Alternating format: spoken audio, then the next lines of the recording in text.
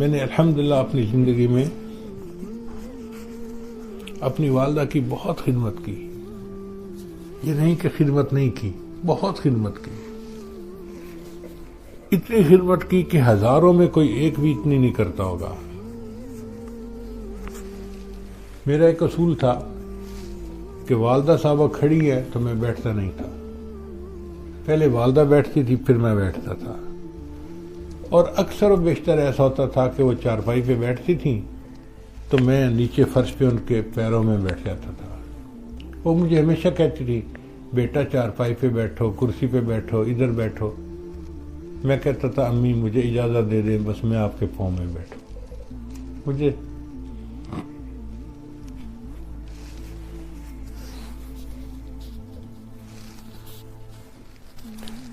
پاؤں میں بیٹھ کے سکون ملتا تھا. اپنی طرف سے میں نے خوب ان کی خدمت کی، لیکن جو دل کی حسرت ہوتی ہے وہ پوری نہیں ہوئی.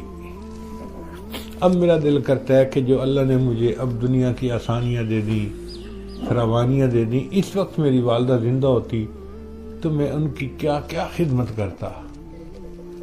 مگر اب نہیں ہے. عمر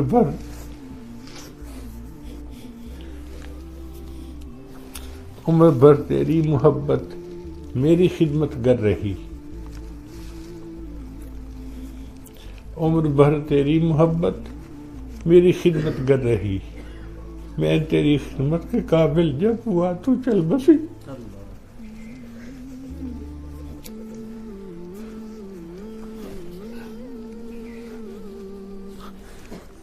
بیٹا جب ماں کی خدمت کے قابل ہوتا ہے تو عام طور پہ ماں باپ چلے جاتے ہیں، پھر موقع نہیں ملتے.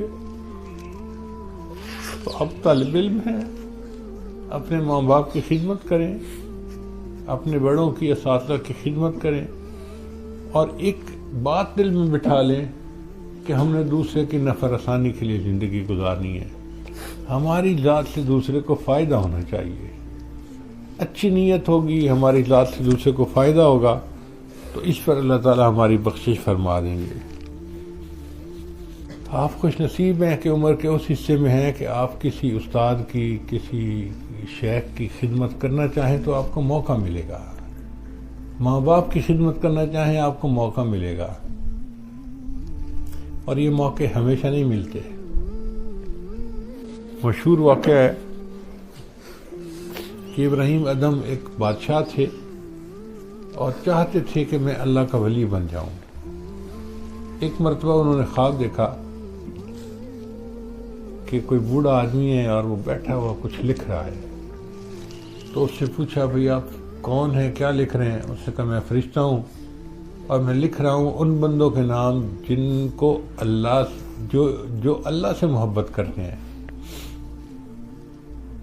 بھئی میرا نام ہے اس میں؟ انہوں نے کہا آپ کا نام اس میں کیسے ہو سکتا ہے؟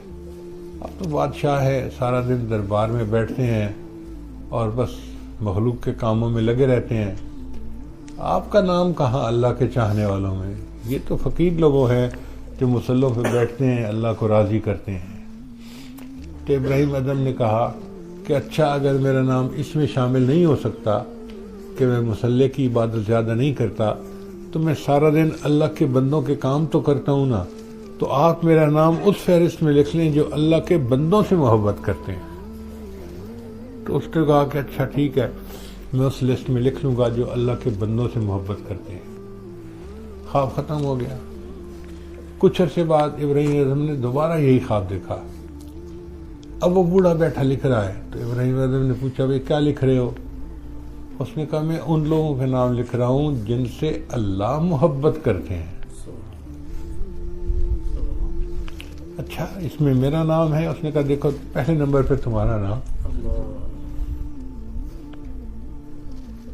کیوں؟ اس نے کہا اس لیے کہ جو اللہ کے بندوں سے محبت کرتا ہے نا، اللہ فرماتے ہیں میں اس بندے سے محبت کرتا ہوں.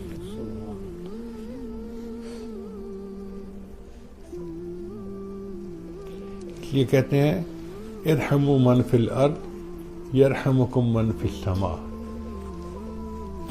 کہ جو زمین پہ ہیں تم ان پہ رحم کھاؤ تو جو آسمانوں والا ہے وہ تم پہ رحم کھائے گا.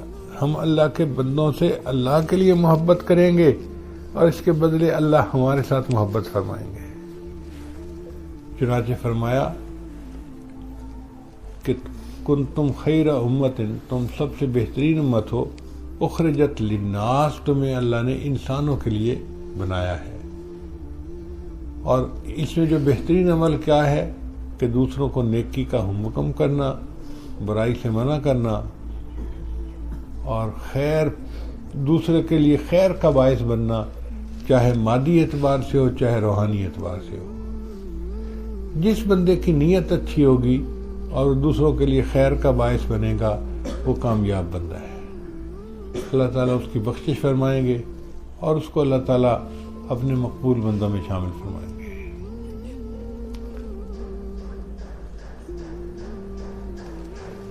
پنجابی زبان کے ایک شعر ہے، میں اس موقع پہ سناتا چلوں. شاعر کہتے ہیں، یہ ناتیاں دھوتیاں رب ملدا تے ملدا کنبیاں مچھیاں نوں. اگر نہانے دھونے سے رب ملتا تو کچھوے اور مچھلیوں کو رب مل جاتا، ہر وقت ہی نہاتے رہتے ہیں. یہ ناتیاں دھوتیاں رب ملدا تے ملدا کنبیاں مچھیاں نوں. یہ ذکر کیتیاں رب ملدا تے ملدا کال کڑیچیاں نوں. ایک چھوٹا سا پرندہ ہوتا ہے، اس کو ہم کال کڑیچی کہتے ہیں اپنی پنجابی زبان میں. وہ شام کو دیواروں کے ساتھ، چھتوں کے ساتھ آ کے چپک جاتا ہے اور ساری رات آواز نکالتا رہتا ہے. تو شاعر اس کی بات کرتے ہیں کہ اگر ذکر کرنے سے رب ملتا تو وہ تو ساری ساری رات پرندہ اللہ کو یاد کرتا ہے، اس کو رب مل جاتا.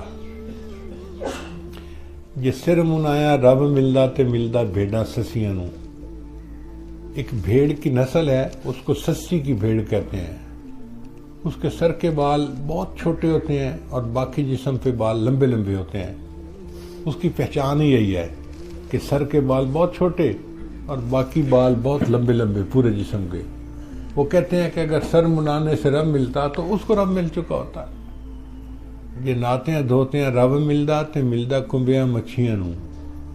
یہ ذکر کیتیاں رب ملدا تے ملدا کال کڑیچیاں نوں. یہ سر منایا رب ملدا تے ملدا بھیڑاں سسیاں نوں.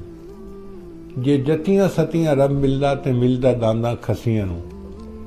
اگر پاک دامنی کی زندگی گزارنے سے رب ملتا تو جو خسی بیل ہوتے ہیں وہ تو اپنی مادہ کے ساتھ قریب بھی نہیں جا سکتے، تو ان کو رب مل جاتا، چونکہ ان کا تو مادہ کے ساتھ ملاپ ہوتا ہی نہیں ہے. وہ کہتے ہیں کہ نہیں، ان چیزوں سے رب نہیں ملتا. آخر پہ آ کے پھر وہ نتیجہ نکالتے ہیں کہ رب ملدا تے ملدا نیتاں اچھیاں نوں. کہ رب اگر ملتا ہے تو نیت اچھی والے لوگوں کو رب ملتا ہے. جس کی بھی نیت اچھی ہوگی نا اس کو رب ملے گا، اور جس کی نیت خراب ہوگی، نیت میں ٹیڑھا پن ہوگا، اس کو رب نہیں ملتا.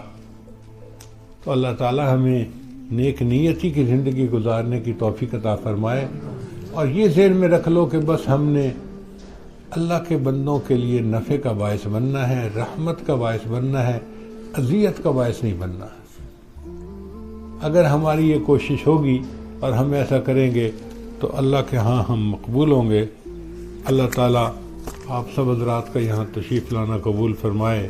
بہرحال جو اللہ نے چاہا اس عاجز نے آپ کی خدمت میں عرض کر دیا. اللہ تعالیٰ ہمیں نیک نیتی کی زندگی عطا فرمائے اور دوسروں کے لیے باعث رحمت بن کر رہنے کی توفیق عطا فرمائے. وآخر دعوانا ان الحمد للہ رب العالمین.